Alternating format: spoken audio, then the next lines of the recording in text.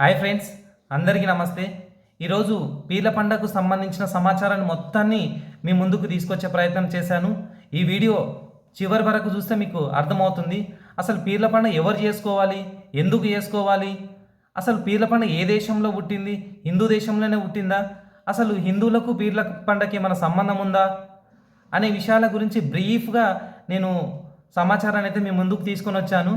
అసలు పీర్ల పండుగలో హిందూ సాంప్రదాయాలు కానీ, సంస్కృతి కానీ, ఆచారాలు కానీ, పద్ధతులు కానీ ఎక్కడన్నా ఉన్నాయా, ఉంటే ఎక్కడున్నాయి, ఒకసారి నేను పెట్టిన వీడియోని మొత్తం చివరి వరకు చూడండి, మీకు అర్థమవుతుంది. అసలు పీర్ల పండుగ ఎవరు చేసుకోవాలనేది, ఎందుకొరకు చేసుకోవాలనేది కూడా అందుట్లో ఉంటుంది. చూడండి. హాయ్ ఫ్రెండ్స్, అందరికీ నమస్తే. పీర్ల పండుగ అనేది ఒక పర్వదినమా లేక విషాద దినమా? అసలు పీర్ల పండుగ ఎందుకు చేసుకుంటారు, ఎవరు కొరకు చేసుకుంటారు, ఈ మోహరం ఎవరు చేసుకోవాలి, మోహరంని 10 దినాలు ఎందుకు చేస్తారు అనే విషయాలన్నిటి గురించి తెలుసుకుందాం. ముందుగా టాపిక్లోకి వెళితే, మోహరం అనేది అరబిక్ క్యాలెండర్లో మొదటి మాసం.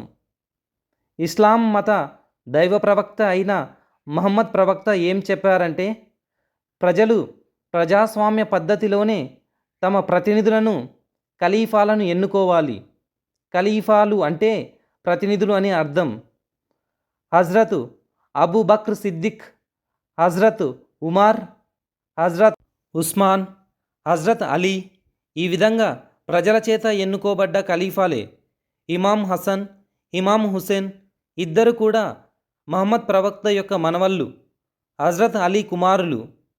హజ్రత్ అలీ తర్వాత ఇమాం హసన్ ధర్మబద్ధంగా ఖలీఫాగా ప్రజలు ఎన్నుకున్నారు.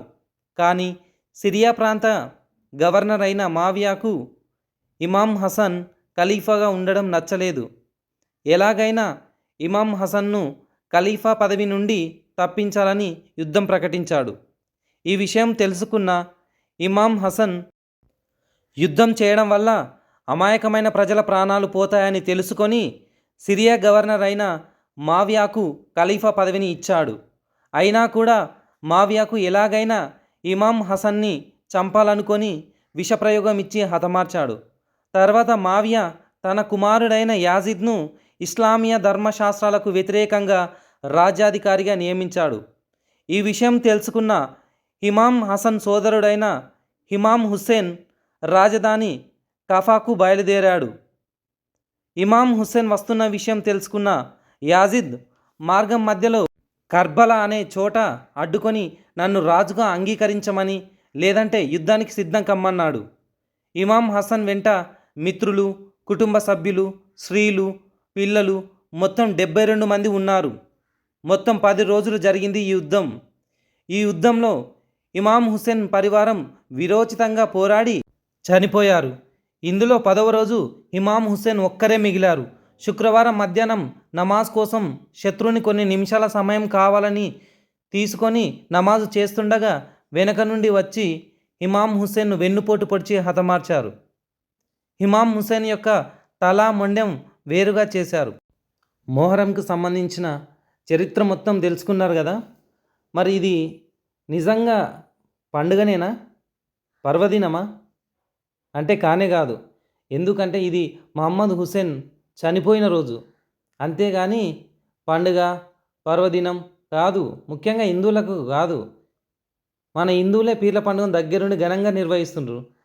ఇది ఇరాక్ దేశంలో జరిగిన యుద్ధం. ఆ యుద్ధంలో చనిపోయింది మహమ్మద్ హుస్సేన్. మరి భారతదేశంలో జరిగింది కాదు. ఇందులో ఒక హిందూ రాజు కానీ, హిందూ ధర్మానికి సంబంధించిన సంస్కృతి సాంప్రదాయాలు కానీ ఏమీ లేవు. అలాంటప్పుడు హిందూ సోదరిమణులు మాత్రం ఈ కార్యక్రమాన్ని జరిపించడానికి ముందుంటుండ్రు. ఇప్పటికైనా నిజం తెలుసుకోండి హిందూ బంధువులారా.